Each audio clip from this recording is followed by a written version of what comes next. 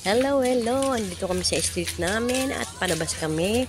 Sasama ko mga apo ko bumili sa palengke. At yan, nakasakay na nga kami sa jeep. Pinabihan ko sila at ako sila ng tawa sa akin. Dahil video ko ng video, baka daw pag nahila yung aking cellphone, umiyak ako. Kaya tawa sila ng tawa. At yan na nga, nakapunta na kami sa aming palengke. Ayan, Saan gumagamit eh? yan ang aming palengke. At narito kami sa bilihan ng casing kasi bibili rin siya ng casing ng kanyang cellphone. Habang nag-iintay, ayan, nagsiselfie ang sinyon. At yan, pumunta kami sa Family Choice dahil bibili daw siya ng pabango. Kaya ayan, bumaba kami at sila ay maghanap ng pabango. Samantalang ako, ayan, video ng video. Dahil sila ay nagpunta sa kabila, naghahanap, at ako naman ay maghahanap din ng tissue dahil ako ay may ubo at sipon. Ayan ang mga tissue. At ayan din ang mga pangsabit sa mga bag. Ayan, may mga suklay din. Salamin, ayan, handa na sa Christmas. Ayan, panali ng buhok rin yan. At ayan, mga bag din. Ayan, ang mga bag pang bata. At ayan, hindi nila malaman kung ano ang kanilang pipiliin. Kaya ikot ng ikot. Ayan, napunta rin kami sa Illuminator. Ayan, nagulat ko sa aking ako. Nauna sa akin.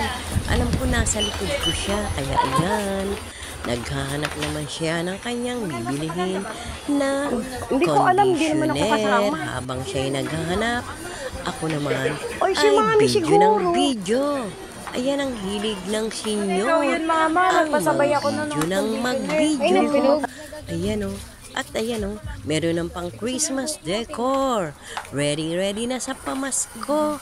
At mga pang regalo yan, mga bola, badminton, yan, at mga stuffed toys pa.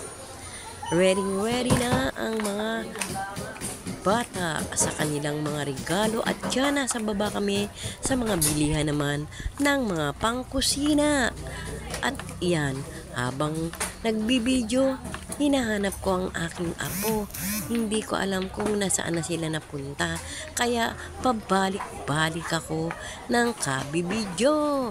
Napapagod na ang senyor dahil hindi ko matagpuan ang dalawa kong apo. Ayan. Ayan o, diba? Kaya ayan. Ayan o. Ayan. Babalik na naman siya. At eto nga, natagpuan ko na ang dalawa kong apo. Nandoon sila sa bilihan ng panty. Ayan.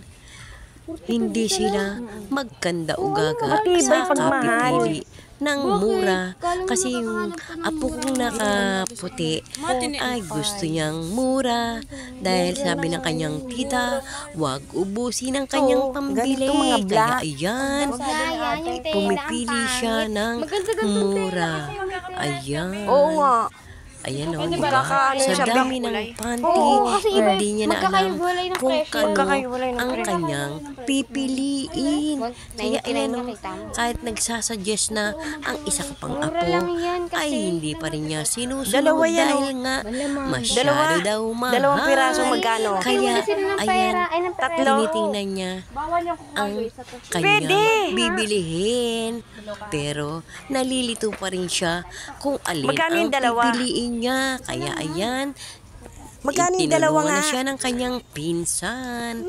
Yan, para makapili siya ng mura. At eto nga, inabot na kami ng dilim. Ayan o, inabot na kami ng dilim sa daan. Dahil nga, saka iikot namin. Ayan, sinusubukan ng apo ko ang mag-point zero ng camera para maganda pero madilim pa rin ang kanyang kuha. Kaya ayan, madilim ang inyong lingkod. At eto nga yung buwan na, tapos ang laki ng buwan na, no? Ang ganda-ganda, tignan mo, kakaiba. Hanggang